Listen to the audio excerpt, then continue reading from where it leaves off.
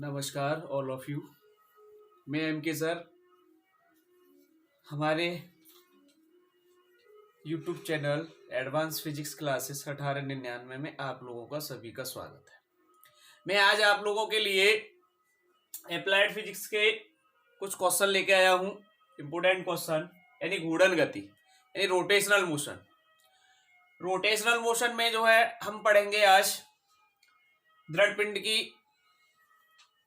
किसे कहते हैं, बलाघूर्ण किसे कहते हैं। तो सबसे पहले दृढ़ पिंड आता है। दृढ़ पिंड किसे कहते हैं?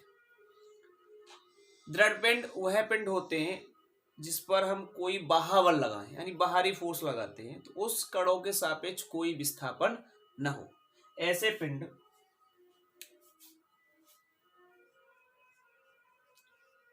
पिंड जिन पर बाह्य बल लगाया जाता है तब उन कणों के सापेक्ष पिंड के कणों के सापेक्ष तब पिंड के कणों के सापेक्ष कोई विस्थापन न हो। कोई विस्थापन न हो तो ऐसे पिंडों को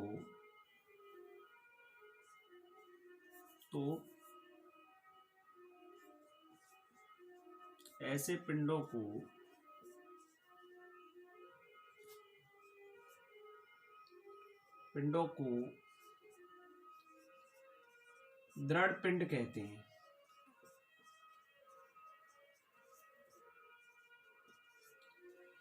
तो ऐसे पिंडों को दृढ़ पिंड कहते हैं। ठीक है। तो कभी पूछा जाता है दृढ़ पिंड किसे कहते हैं, तो ऐसे पिंड यानी ऐसे पिंड जिन पर बाह्य बल लगाया जाता है तब पिंड के कणों के सापेक्ष कोई विस्थापन न हो, तो ऐसे पिंडों को हम क्या कहते हैं? दृढ़ पिंड कहते हैं, यानी रिजिड बॉडी कहते हैं। क्या कहते हैं? रिजिड बॉडी कहते हैं। ठीक है। वैसे लेकिन हम कह सकते हैं कोई भी आजकल दृढ़ पिंड नहीं है, परंतु कोई भी दृढ़ पिंड नहीं है। ठीक है। इसके बाद आता है आपका बलाघूर्ण। देखिए, बलाघूर्ण तो इंपोर्टेंट है। बलाघूर्ण कई बार पूछा गया है।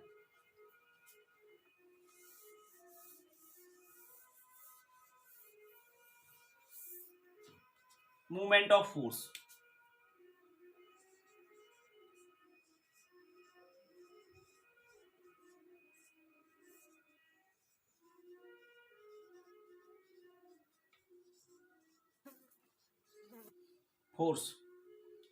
ठीक है। मूवमेंट ऑफ फोर्स क्या होता है?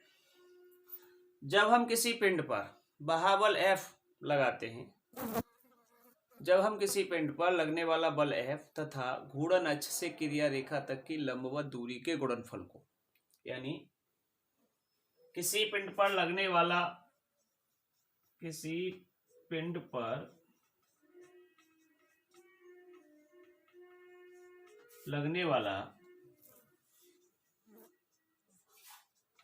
बल F तथा घूर्णन अक्ष से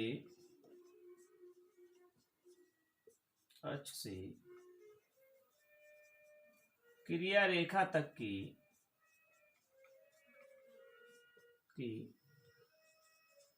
लंबवत दूरी के गुणनफल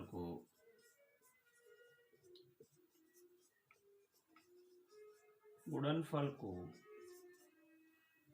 बलाघूर्ण कहते हैं।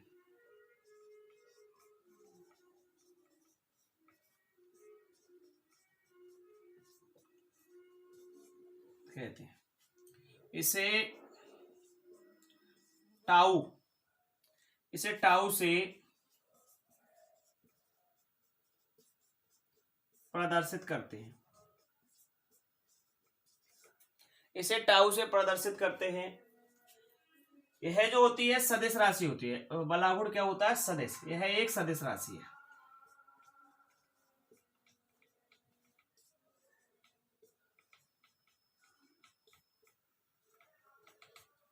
यह कौन सी राशि है?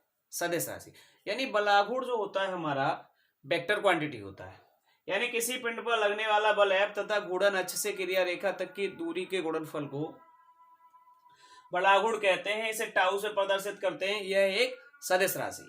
तो देखो इसका फिगर क्या होता है। मान लिया कि ये हमारा ये Z है, ये Y है, ये X है। नहीं दिख रहा, देखिए ऊपर बनाता हूं।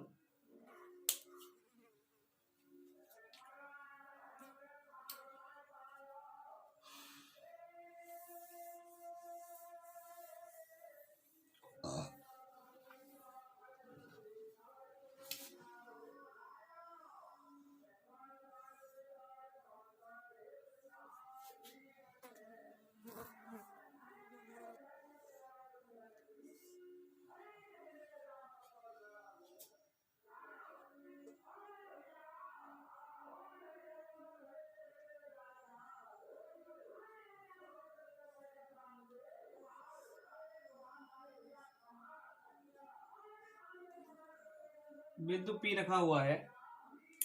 ये बिंदु हमारा P रखा हुआ है। इस पर कोई फोर्स लग रहा है हमारा F वेक्टर। ठीक है, ये थीटा एंगल है। देखिए ये हमारा कोई बिंदु P है, यहां से हमने इस पे लंब डाल दिया है।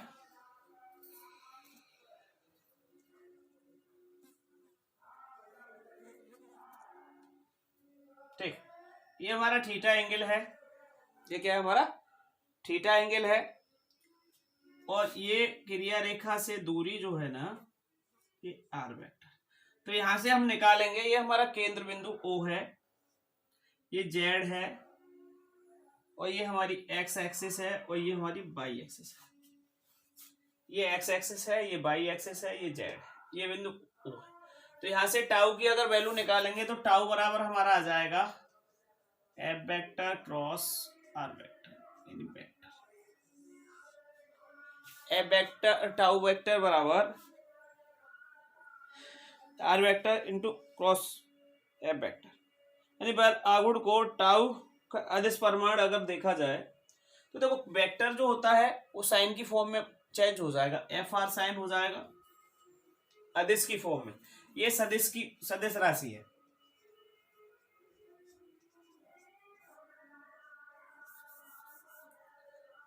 सदिश रूप है ये। अगर अदिश रूप में अगर निकालते हैं हम इसको अदिश रूप में, तो हमारा टाउ बराबर आ जाएगा F R sine theta. F R sine theta. अब देखिए एफ आर साइन थीटा आ जाएगा। अगर इसका मात्रक अगर टाउ का पूछ रहा है तो टाउ का मात्रक जो होता है ना, टाउ का मात्रक,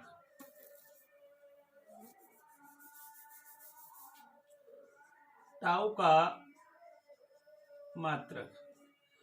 मात्रक रहता है आपका newton into metre. Newton into metre. Tau की अगर विमा पूछ रहा है, टाउ की विमा हो जाएगी, न्यूटन की होती है mL/t-2, यानी न्यूटन बल की। इसकी एल रहेगी तो ये हो जाएगी mL²t-2, mL²t-2। तो हमारा कोई बिंदु P रखा हुआ है, यहाँ से F ये दूरी है हमारी क्रिया रेखा से। अभी ऐसे करके रोटेट करेगा, घूर्णन गति करेगा, तो इसमें फोर्स क्या लगा रहे हैं? F फोर्स के कारण ये रोटेट कर रहा है। तो उस कंडीशन में हम यहाँ से इसका टाउ का सदिश रूप निकाल सकते हैं। टाउ वेक्टर बराबर F vector cross R vector. अरे F vector cross R vector हमारा जो होता है ना, ये A वेक्टर आप लोगों ने पढ़ा है कि ये होता है A vector cross B vector, equal to हो जाता है AB साइन थीटा की एन कैप। एन जो होता है एकांक वेक्टर होता है। तो इस फॉर्म में अगर लिखते हैं तो ये अदिश रूप में लिखा जाएगा। अदिश रूप में लिखेंगे टाउ बराबर F R sine theta, F R sine theta. देखो इसका जो प्रयोग किया जाता है बलागुण का, बलागुण का जो प्रयोग किया जाता है आपका दरवाजे खोलने में, लगाने में, हैंडपंप में चलाने में, हैंडपंप को चलाने में, ठीक है, दरवाजे खोलने में, विंडो खोलने में इसका प्रयोग। अगर आपसे पूछ लिया जाए कि बलागुण का उपयोग कहाँ किया जाता है, तो बलागुण का आप उपयोग निकाल सकते हैं कि हैंडपंप चलाने में, विंडो या दरवाजे खोलने में, यह हमारा बलागुण का प्रयोग किया जाता है। ठीक है,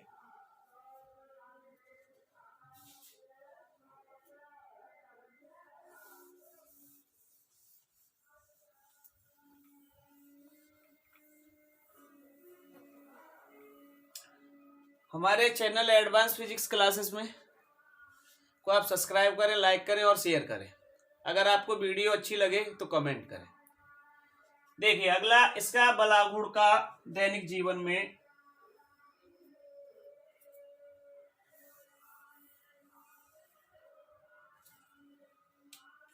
बलागुण का दैनिक जीवन में प्रभाव। देखिए नंबर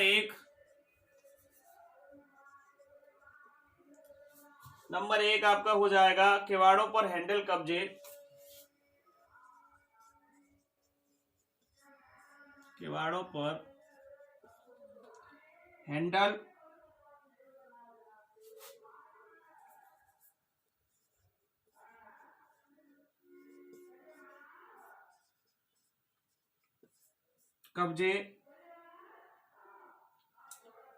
कब्जे से दूर लगाए जाते हैं।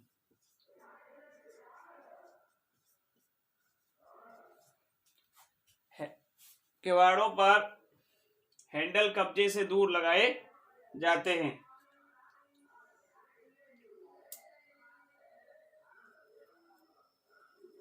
नंबर 2 पेचकस का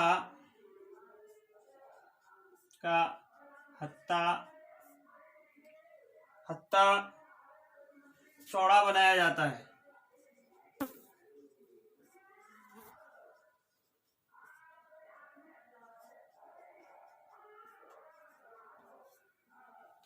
देखो पेचकस का हत्था चौड़ा बनाया जाता है। ठीक है, और अगला भी है टॉपिक, गेहूं पीसने वाली जो मशीन होती है या फिर चाकी अपने घर में ले लें तो उसका भी डिस्टेंस, उसका हत्था जो किनारों पे लगाया जाता है उसका सेंटर पॉइंट बीच में होता है, तो वहां से वो घूर्णन गति करती है। ठीक है, तो ये रहता है हमारा बलागुण। बलागुण के बाद आता है आपका कोणीय त्वरण। देखिए कोणीय त्वरण क्या होता है, एंगुलर एक्सेलरेशन, कोणीय त्वरण।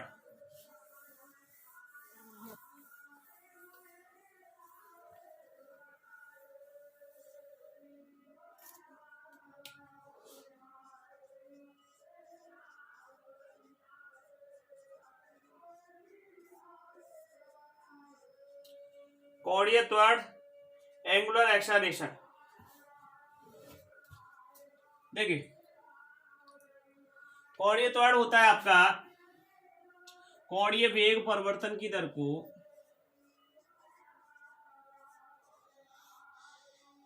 वेग परिवर्तन की दर को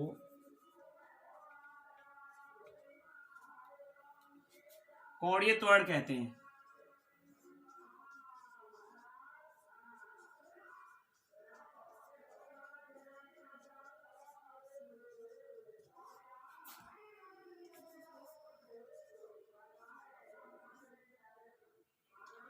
इसे अल्फा से प्रदर्शित करते हैं।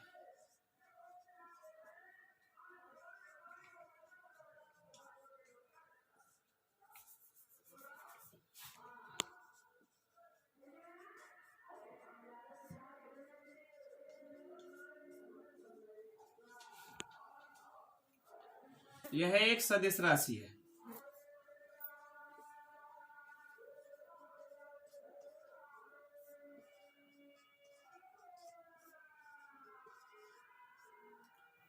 ठीक है, तो देखो अल्फा बराबर होता है delta omega upon delta T, delta omega upon delta T. इसका मात्रक हो जाएगा रेडियन प्रति सेकंड स्क्वायर। ठीक है, अल्फा की अगर डायमेंशन की बात कर रहा है तो डायमेंशन हो जाएगी टी माइनस का 2। क्यों हो जाएगी टी माइनस का 2? क्योंकि रेडियन बेमाही राशि होती है। रेडियन क्या होती है? बेमाही राशि होती है। और ये आपका जो है सेकंड स्क्वायर है, सेकंड स्क्वायर की टी माइनस 2 होती है। अभी आपसे कह देगा ओमेगा कोणीय वेग है यहाँ पे, या कोणीय वेग में परिवर्तन है, डेल्टा टी समय अंतराल है। ओमेगा जो है डेल्टा ओमेगा यहाँ पर जो रहेगा कोणीय वेग में परिवर्तन।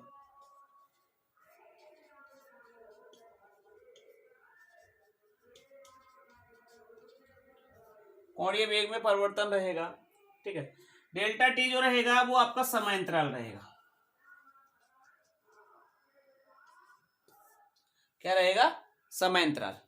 डेल्टा टी आपका समय अंतराल रहेगा। तो यहां से हम कोणीय त्वरण की परिभाषा निकाल लेते हैं। ये हमारे कोणीय त्वरण की परिभाषा होती है। अगर कोणीय वेग की परिभाषा पूछता है तो कोणीय वेग की जो परिभाषा होती है आपकी कोणीय विस्थापन की दर को, कोणीय विस्थापन की दर को कोणीय वेग कहते हैं। इसे ओमेगा से प्रदर्शित करते हैं। ओमेगा बराबर होता है D theta upon D T. ठीक है, और कोणीय वेग जो होता है ये भी हमारी जो है वेक्टर क्वांटिटी होता है, यानी सदिश राशि होती है, वेक्टर क्वांटिटी होती है। तो हम कोणीय वेग की परिभाषा भी निकाल सकते हैं यहाँ से। ठीक, तो यहाँ से अगला टॉपिक हम लेंगे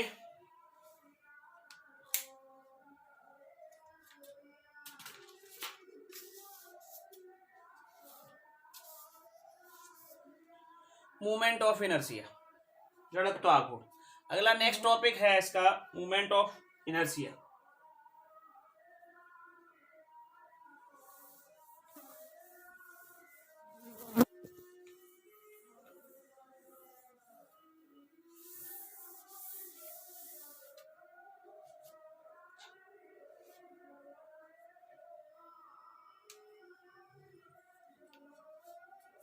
देखिए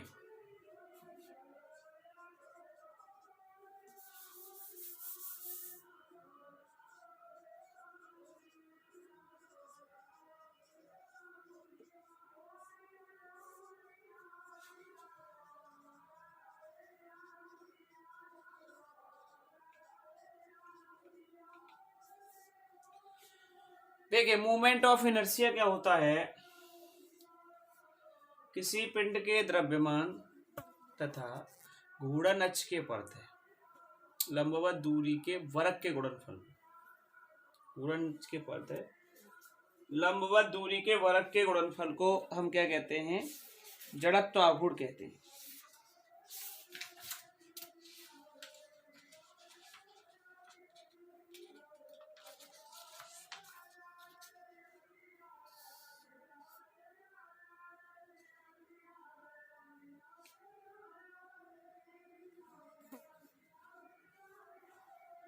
जो किसी पिंड के द्रव्यमान तथा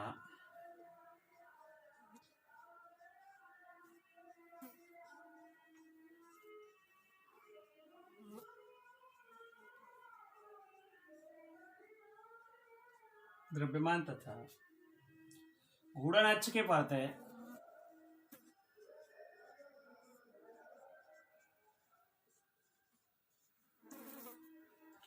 द्रव्यमान तथा पिंड के घूर्णन अक्ष के परत है, पिंड के घूर्णन अक्ष के परत है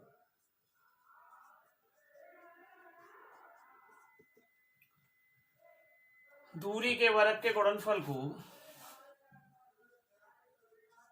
दूरी के वर्ग के गुणनफल को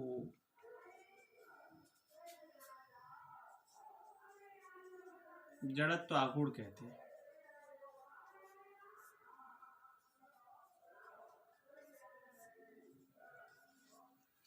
इसे आई से प्रदर्शित करते हैं। इसे किससे? आई से, कैपिटल आई।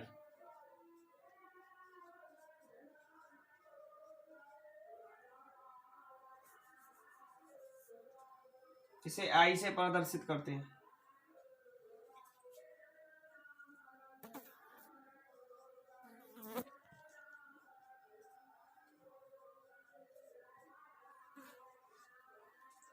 यह न तो सदिश होती है, यह न तो सदिश होती है और न अदिश होती है। ये कौन सी राशि होती है? टेंसर राशि। यह एक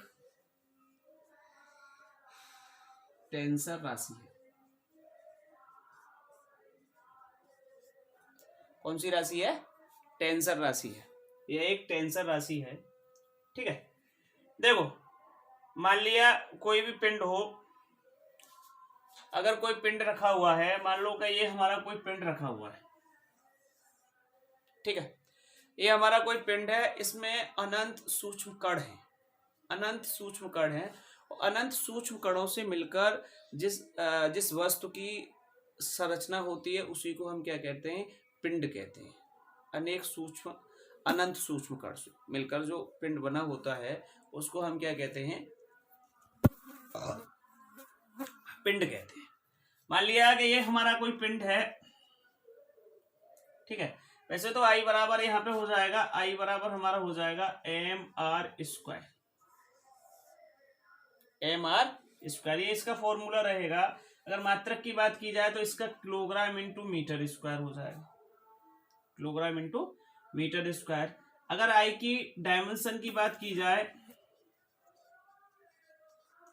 डायमेंशन की बात की जाए पिंड के लिए, टोटल बॉडी के लिए, तो पिंड के लिए तो डायमेंशन की बात की जाए तो इसका विमा हो जाएगा ml²,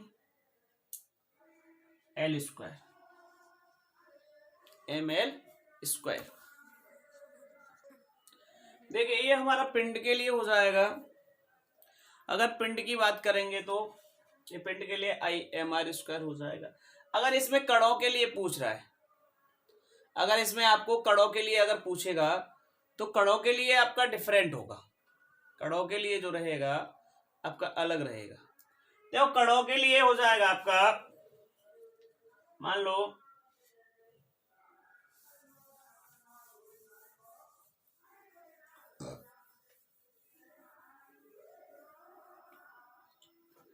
ये हमारा कोई पिंड है, इसमें अनेक सूक्ष्म कण हैं। ये हमारा अक्ष है, यहाँ पे ये m1 कण रखा हुआ है, ये m2 है और यहाँ m3 है। और ये कोणीय वेग ऐसे करके रोटेट कर रहा है, कोणीय वेग ओमेगा से रोटेट कर रहा है। ये इसका केंद्र बिंदु है। r1 डिस्टेंस है, ये r2 है, ये r3 है। कणों की जो डिस्टेंस है वो अलग अलग है प्रत्येक कणों का। माना किसी पिंड के द्रव्यमान, देखो माना प्रूफ करेंगे, माना किसी पिंड के कणों के द्रव्यमान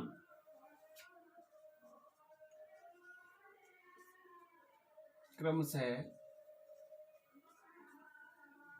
m1, m2,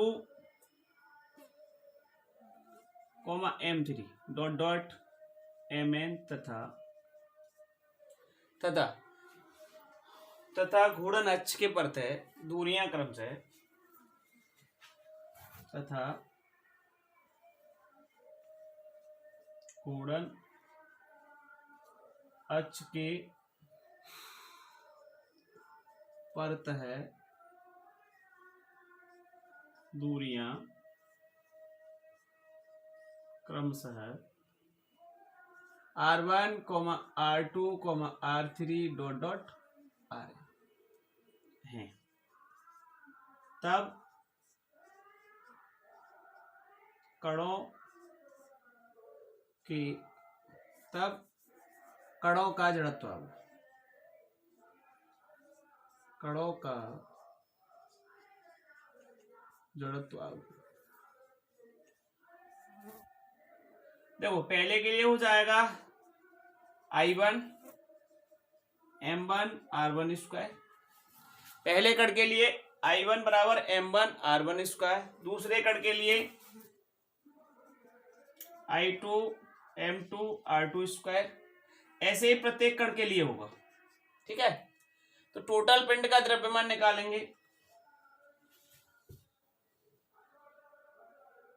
संपूर्ण पिंड का जड़त्व आगू,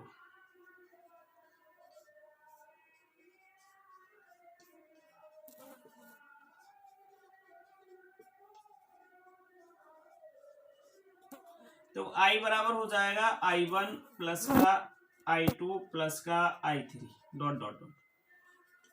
तो I बराबर अगर निकालेंगे हम, देखो यहां से निकालेंगे I बराबर I1 की वैल्यू क्या है हमारे पास, M1 R1 square plus M2 R2 square dot dot, आगे हो सकता है कितना भी हो सकता है। ठीक है, तो यहां से I बराबर आ जाएगा हमारा sigma M R square, sigma M R square. तो ये हमारा रहेगा I बराबर sigma M R square. Sigma जो होता है ये यहाँ पे बीजगणितीय योग होता है, प्रत्येक कणों का बीजगणितीय योग होता है। तो ये हमारा moment of inertia most important question है आपका, क्योंकि इस बार पॉलिटेक्निक में कई बार पूछा गया है, तो इस बार भी पूछा जा सकता है। तो मोमेंट ऑफ इनर्शिया पे अलग अलग मोमेंट ऑफ इनर्शिया होता है प्रत्येक पिंड का, गोलीय पिंड का मोमेंट ऑफ इनर्शिया अलग होता है, और जो है आपका रिंग का अलग होता है, खोखले गोले का अलग होता है, बेलन का अलग होता है। तो ये मोमेंट ऑफ इनर्शिया अलग अलग रहता है। ठीक है, इसके बाद नेक्स्ट आप अगर लगाते हैं तो हमारा जो है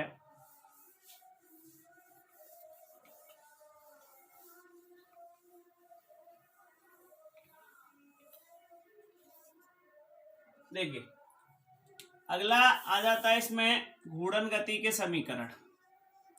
इसी चैप्टर हम पढ़ेंगे घूर्णन गति के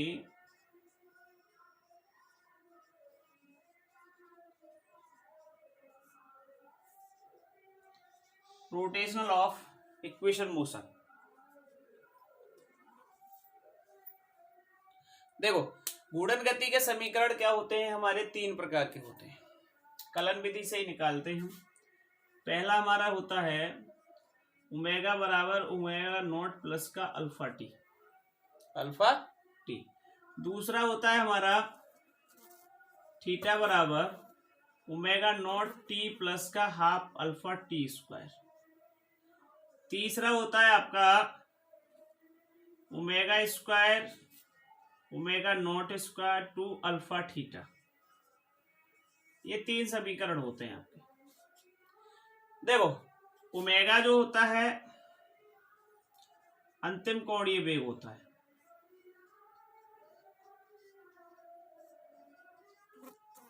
ठीक है। ओमेगा नॉट जो होता है ये प्रारंभिक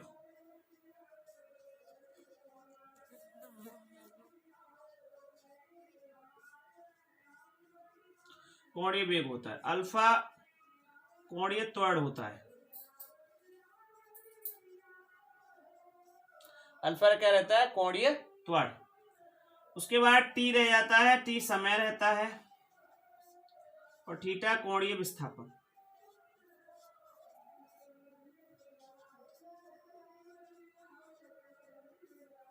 कोणीय विस्थापन रहता है, थीटा क्या रहता है, कोणीय विस्थापन रहता है। ठीक है, देखिए थीटा यहाँ पे कोणीय विस्थापन रहेगा। ठीक है बच्चों, अगर इनको प्रूफ करने के लिए आ जाता है कि हमें प्रूफ कैसे करना है, ठीक है, तो यहां से हम प्रूफ भी कर लेते हैं इनको, कलन विधि से करते हैं। जैसे हम इक्वेशन ऑफ मोशन पढ़ते थे, गति के समीकरण होते हैं हमारे, उसी प्रकार के हमारे ये घूर्णन गति के समीकरण होते हैं। गति के समीकरण हम लोग पढ़ते हैं v बराबर u प्लस ए टी, ठीक है, पहला समीकरण। दूसरा समीकरण h बराबर यू टी और प्लस का हाफ ए टी स्क्वायर। तीसरा समीकरण हो जाता है आपका h की जगह s भी आ सकता है, कोई दिक्कत नहीं है, ठीक है, ठीक। और तीसरा समीकरण होता है आपका v स्क्वायर बराबर यू स्क्वायर प्लस का 2as,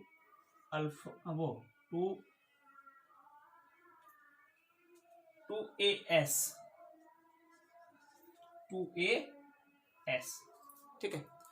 ये देखो कंपैरिजन की जाए, तुलना अगर की जाए तो गति के समीकरण और घूर्णन गति के समीकरण बिल्कुल समान होते हैं, लेकिन डिफरेंट यही है कि यहाँ v जो होता है अंतिम वेग होता है, u जो होता है प्रारंभिक वेग होता है, a जो होता है यहाँ पे त्वरण होता है और t जो होता है यहाँ समय होता है, ठीक है। s जो होती है दूरी होती है, s क्या होती है, दूरी या विस्थापन, ठीक है। कहीं कहीं विस्थापन दे देता है, कहीं कहीं दूरी दे देता है, वैसे तो विस्थापन है, ठीक। तो ये रहते हैं।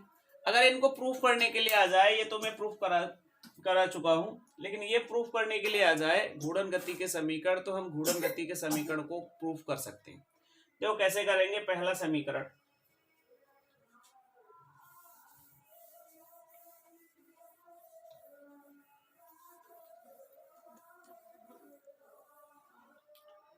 घूर्णन गति के प्रथम समीकरण का निगमन। घूर्णन गति के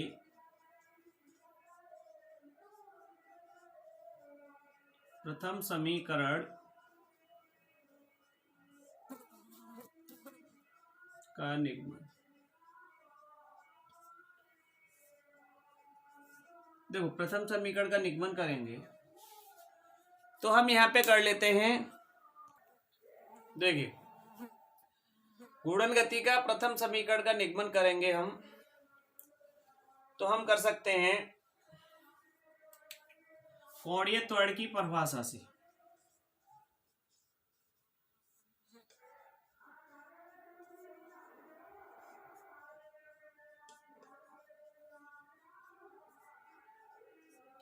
कोणीय त्वरण की परिभाषा से देखो, कोणीय त्वरण की परिभाषा होती है अल्फा बराबर D omega upon D T, D omega upon D T. इसके नीचे एक मान के क्रॉस मल्टीप्लिकेशन कर दूं, इसका इसके साथ, इसका इसके साथ, तो इसका इसके साथ कर रहे हैं तो डी ओमेगा हो जाएगा, इसका करेंगे इसके साथ तो अल्फा डी टी हो जाएगा, अल्फा डी टी हो जाएगा। यदि किसी क्षण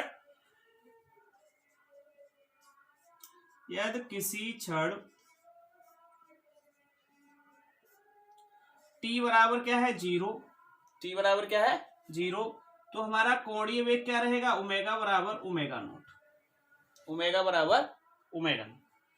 तथा अगर t बराबर t है तब ओमेगा बराबर क्या रहेगा, ओमेगा, क्या रहेगा, ओमेगा। यानी हम कह सकते हैं कि हमारा कोई पिंड जब जीरो समय था तो उसका प्रारंभिक कोणीय वेग ओमेगा नॉट था, ओमेगा बराबर ओमेगा नॉट था। अगर इसका समय t बराबर t हो गया, यानी किसी क्षण वो अगर घूर्णन गति करेगा तो उस समय उसका t बराबर t हो जाएगा, तब ओमेगा बराबर ओमेगा हो जाएगा, यानी अंतिम वेग हमारा क्या हो गया, ओमेगा, ठीक है। तो यहां से ओमेगा हो गया, तो यहां से हम निकाल सकते हैं। देखो यहां से निकालेंगे तो देखो यहां से हो जाएगा, समाकलन हो जाएगा दोनों तरफ, ये रहेगा ओमेगा से ओमेगा नॉट, सॉरी ओमेगा से ओमेगा, ओमेगा नॉट से ओमेगा और डी ओमेगा। ये अल्फा बाहर आ जाएगा, जीरो से टी रहेगा, पहले जीरो था तब उसका कोणीय वेग क्या था, ओमेगा नॉट। जब ये टी हो गया तो इसका कोणीय वेग क्या हो गया, ओमेगा, ठीक है। इसके बाद ये रहेगा डी टी, क्या रहेगा, डी टी। यहां से निकालेंगे तो ये ओमेगा हो जाएगा, इस पे लिमिट है, ये लो लिमिट है, ये अपर लिमिट है, ये भी लो है, ये भी अपर है, तो ओमेगा और ओमेगा नॉट रहेगा इक्वल टू, यहाँ पे अल्फा बाहर है, यहाँ से टी पे क्या रहेगा, डी टी का टी रह जाएगा, जीरो से टी रहेगा, ठीक है। एक बार अपर लिमिट को तोड़ेंगे तो ओमेगा और माइनस का omega naught is equal to alpha है। एक बार अपर को तोड़ेंगे टी की जगह टी और टी की जगह माइनस का 0। अब देखो यहां से क्या हो जाएगा, ओमेगा माइनस का ओमेगा नॉट, ये हो जाएगा अल्फा टी और माइनस का 0, माइनस का 0। यहां से आगे निकालेंगे, देखिए यहां से आगे निकालेंगे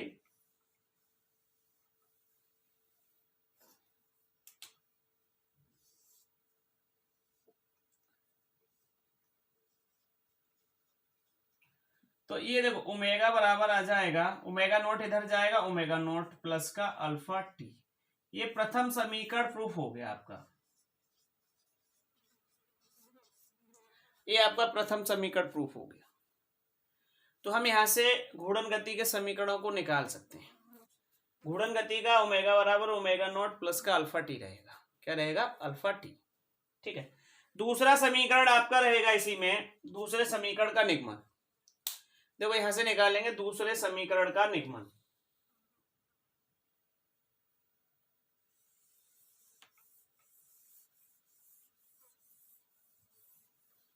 अगर आपको हमारी वीडियो अच्छी लगे तो लाइक करें, शेयर करें और कमेंट करें। आगे वीडियो देखने के लिए सब्सक्राइब करें।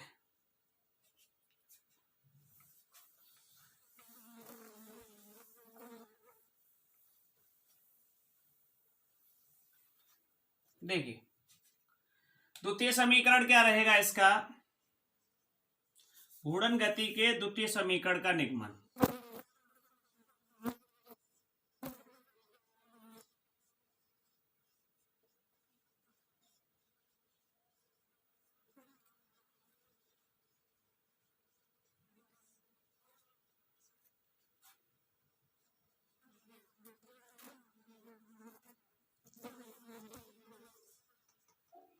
देखो द्वितीय समीकरण का अगर निगमन करेंगे तो कोणीय विस्थापन की परिभाषा, वो कोणीय वेग की परिभाषा से, सॉरी कोणीय वेग की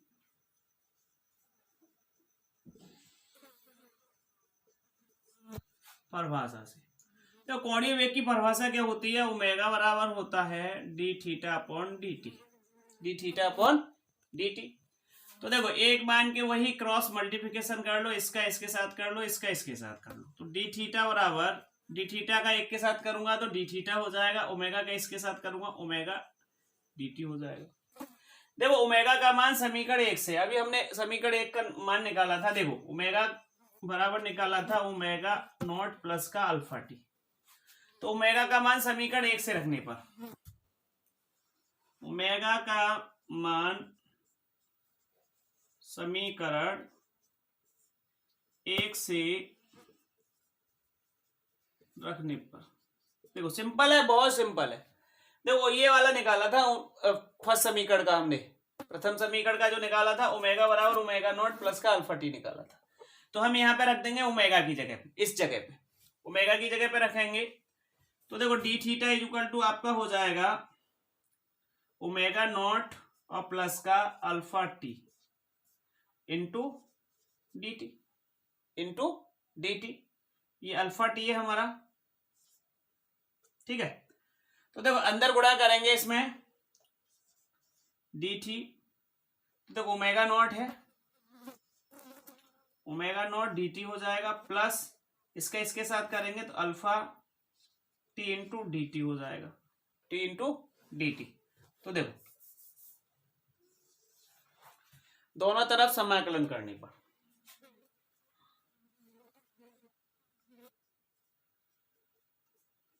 दोनों तरफ समाकलन करने पर, ये कलन विधि से निकाल रहा हूं मैं। दोनों तरफ क्या करेंगे, समाकलन करेंगे।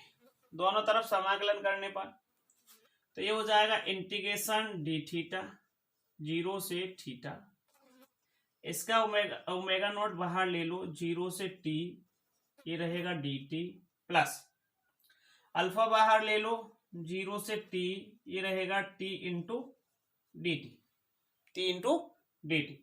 इसका करेंगे तो ये थीटा हो जाएगा, इस पे लिमिट 0 से थीटा है, ओमेगा नॉट है, ये रह जाएगा टी, इस पे भी लिमिट है 0 से टी, और प्लस अल्फा बाहर है, ये टी स्क्वायर बाई 2 हो जाएगा, टी स्क्वायर बाई 2, और इस पे लिमिट है 0 से टी, 0 से टी। अब देखो ये तो 0 रहेगा ही रहेगा, ये थीटा की जगह अपर लिमिट को हमेशा, ऊपर वाली लिमिट को हमेशा तोड़ते हैं बच्चों, ऊपर वाली लिमिट को हमेशा तोड़ेंगे, नीचे वाली को पहले नहीं तोड़ते, नीचे वाली हमेशा ऋणात्मक रहती है, ऊपर वाली हमेशा धनात्मक रहती है। तो ऊपर वाली को तोड़ेंगे तो थीटा और माइनस का 0, ये ओमेगा नॉट टी माइनस का 0, क्योंकि टी की जगह एक बार टी रख दिया और एक बार क्या रख दिया 0, प्लस अल्फा, ये टी स्क्वायर बाई 2 और माइनस का 0/2, ठीक है। तो ये थीटा यो का त्यों रहेगा, ओमेगा नॉट टी हो जाएगा, ये तो 0 है, प्लस ये हो जाएगा अल्फा टी स्क्वायर, आगे आ गया, ये तो 0 हो जाएगा। तो ये हमारा सेकंड समीकरण प्रूफ हो गया, ये हमारा सेकंड समीकरण प्रूफ हो गया, यानी थीटा बराबर ओमेगा टी प्लस का हाफ अल्फा टी स्क्वायर, ये हमारा सेकंड समीकरण प्रूफ हो गया। ऐसे ही हमारा तृतीय समीकरण है,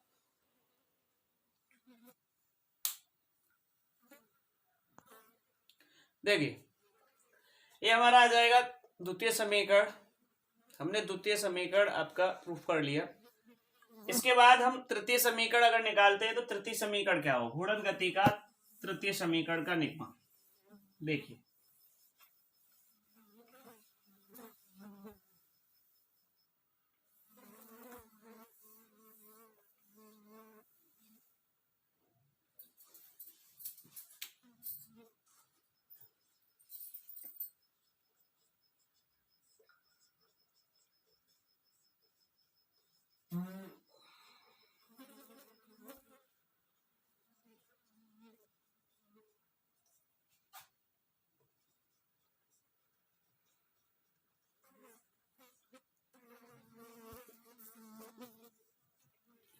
देखो तृतीय समीकरण का निगमन बहुत सिंपल है, बहुत आसान तरीके से निकालेंगे हम लोग, इजी तरीके से, क्योंकि फिजिक्स का मतलब ही है लाइफ में जो भी चीजें हम प्रयोग करते हैं, हमारी जो दिनचर्या होती है रोज की, उसमें हम फिजिक्स का यानी साइंस का ही प्रयोग करते हैं।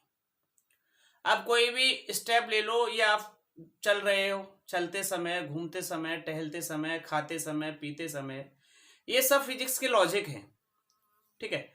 हम चल रहे हैं, पैदल चल रहे हैं, तो न्यूटन का थर्ड लॉ लग रहा है, न्यूटन के थर्ड लॉ के कारण चल रहे हैं। अगर हम किसी पिंड को ऊपर की तरफ फेंक रहे हैं तो क्या रिएक्शन होगा, न्यूटन के गुरुत्वाकर्षण ने क्या कहा था, ठीक। न्यूटन ने कहा था कि जब हम किसी पिंड को ऊपर की ओर फेंकते हैं तो उसकी ग्रेविटी कम होती है, क्योंकि पृथ्वी अपने आकर्षण बल के कारण उस पिंड को अपनी ओर आकर्षित करती है, ठीक है। तो पृथ्वी पर उसकी ग्रेविटी जो रहती है वो 9.8 मीटर पर सेकंड स्क्वायर रहती है। अब स्मॉल जी क्या कार्य करती है, तो ये सारी चीजें हम लोग दिनचर्या में करते हैं। फिजिक्स एक ऐसा अथाह समुद्र है जिसको हम ज्ञात करें तो पूरी जानकारी हम नहीं ले सकते, ठीक है। तो हम तो सिंपल तरीके से, इस बार पॉलिटेक्निक में आप लोगों के पूछे जाने वाले क्वेश्चन है, ये कई बार पूछे जाते हैं। घूर्णन गति के समीकरण क्या होते हैं, प्रथम समीकरण क्या होता है, द्वितीय समीकरण क्या होता है, गति के समीकरण क्या होते हैं, तो ये सारी चीजें हम देखते हुए आप लोगों के लिए इस वीडियो में लेके आए। घूर्णन गति के समीकरणों का निगमन है, ठीक है। तो देखो तृतीय समीकरण हमारा प्रथम समीकरण का दोनों तरफ वर्ग करने पर, देखिए प्रथम समीकरण का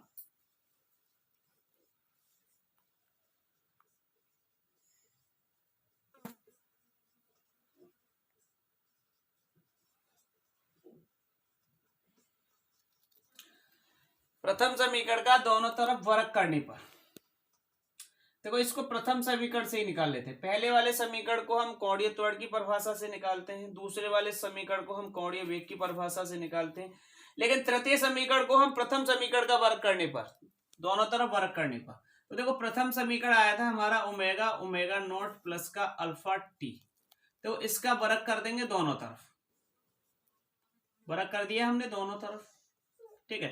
तो ये हो जाएगा ओमेगा नॉट स्क्वायर, ये हो जाएगा, इसका वर्ग खोलेंगे ए प्लस बी में, इसका वर्ग किस में खोलेंगे, ए प्लस बी में, तो ओमेगा नॉट स्क्वायर, ये हो जाएगा alpha square T square plus का 2 अल्फा ओमेगा नॉट टी, यानी पहली संख्या का वर्ग ओमेगा नॉट स्क्वायर, दूसरी संख्या का वर्ग अल्फा स्क्वायर टी स्क्वायर, दोनों के गुणनफल का गुना 2 अल्फा ओमेगा नॉट टी। ये हमने कर लिया। देखो सिंपल सा, बहुत 2 लाइन का सवाल, omega square omega naught square. अब देखो इसमें से क्या कॉमन ले लें, इसमें से ले लें हम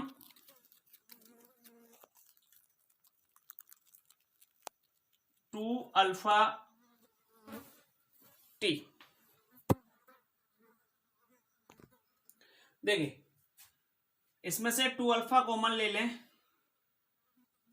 तो हमारे पास क्या बचेगा, ये अल्फा टी स्क्वायर बचेगा।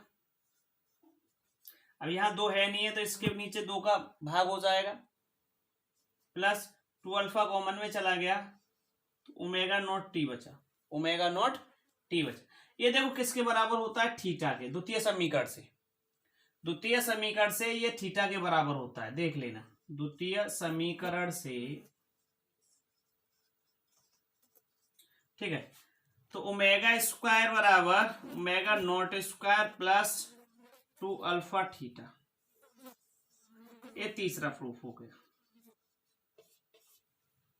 ये तीसरा प्रूफ हो गया, ठीक है। ये थीटा के बराबर होता है, ये इतनी वैल्यू जो रहती है वो थीटा के बराबर रहती है।